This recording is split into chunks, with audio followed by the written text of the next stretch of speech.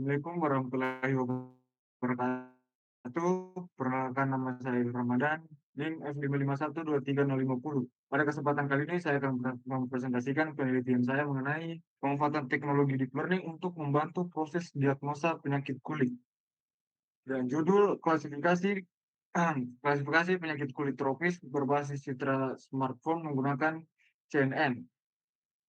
Oke, sekarang kita akan masuk ke latar belakang.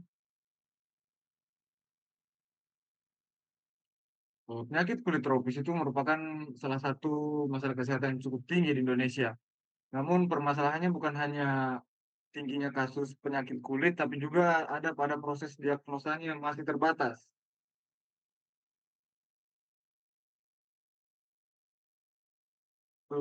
Saat ini diagnosa penyakit kulit itu masih sangat bergantung pada tenaga ahli. Jadi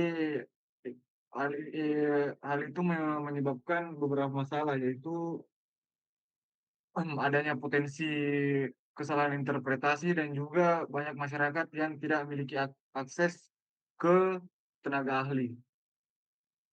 Next,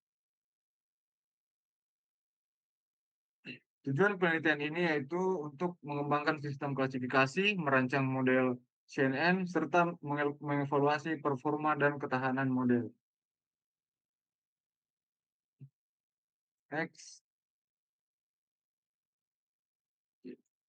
berdasarkan hal tersebut, rumusan masalahnya yaitu yang pertama, bagaimana merancang arsitektur CNN yang optimal untuk melakukan klasifikasi multi-kelas penyakit kulit tropis berbasis citra yang diperoleh melalui kamera smartphone.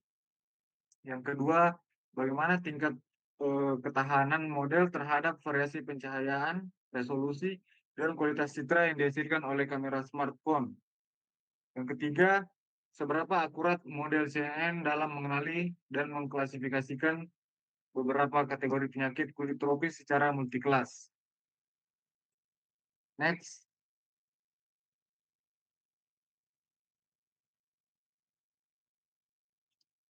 manfaat penelitian. Jadi penelitian ini diharapkan bisa membantu deteksi penyakit kulit secara mandiri, meningkatkan efisiensi tenaga medis dalam screening awal, dan bisa memperluas akses layanan kesehatan di daerah yang eh, akses pelayanannya masih terbatas.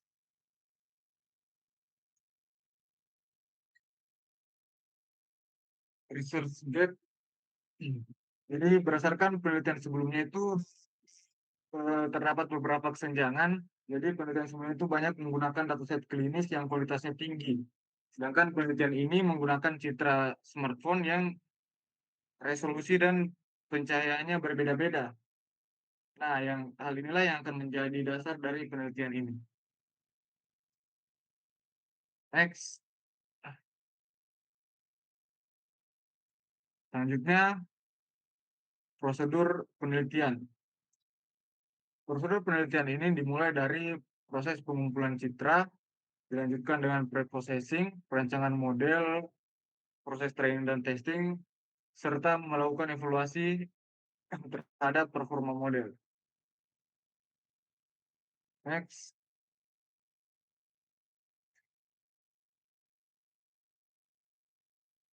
penelitian ini memiliki dua variabel, yaitu variabel independen dan juga dependen.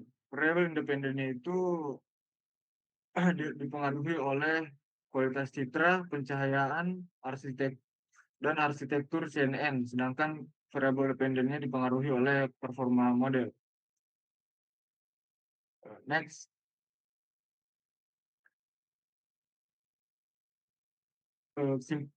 kesimpulan penelitian ini menunjukkan bahwa CNN berpotensi mengklasifikasikan penyakit kulit tropis menggunakan citra smartphone meskipun dipengaruhi oleh kualitas citra dan pencahayaan,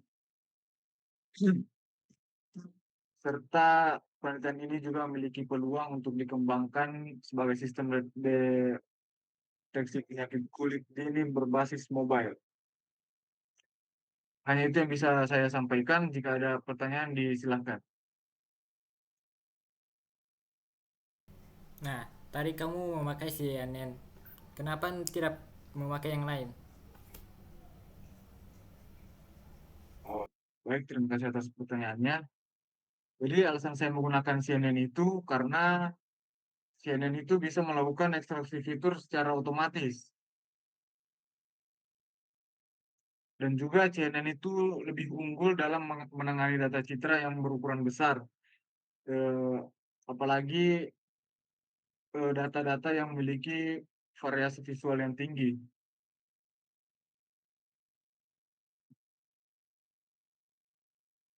Hanya itu yang bisa saya sampaikan. Apakah diterima jawabannya?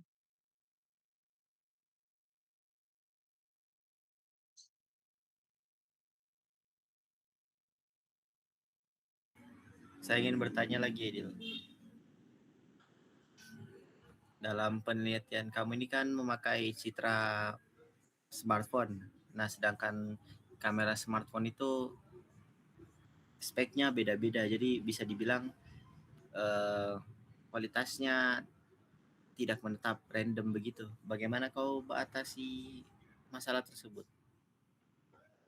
Ya, terima kasih atas pertanyaannya ya. Betul sekali, hasil kamera smartphone itu memiliki kualitas yang berbeda-beda.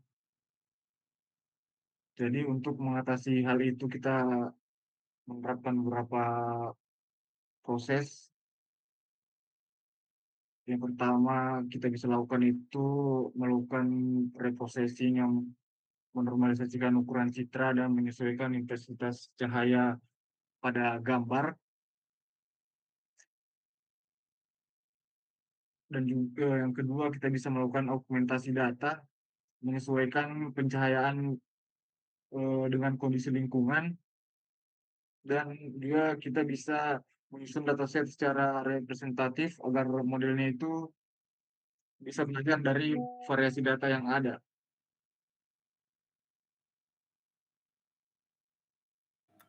Oke, terima kasih.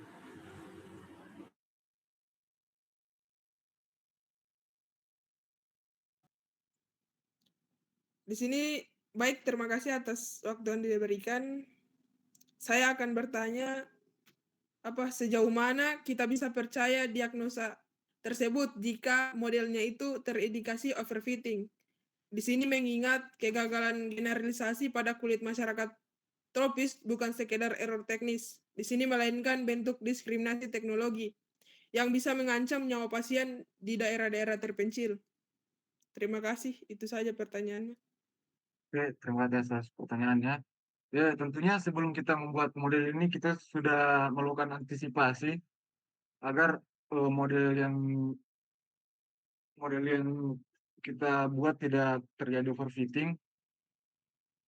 Karena kita juga membagi datanya menjadi training, validasi, dan juga testing, sehingga kita bisa memantau performa modelnya selama training. Kita bisa membandingkan training loss dan validation loss-nya.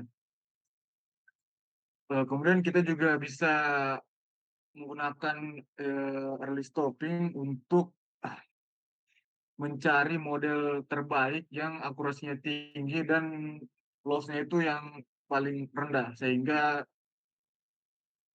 eh, agar kita bisa menemukan model terbaik.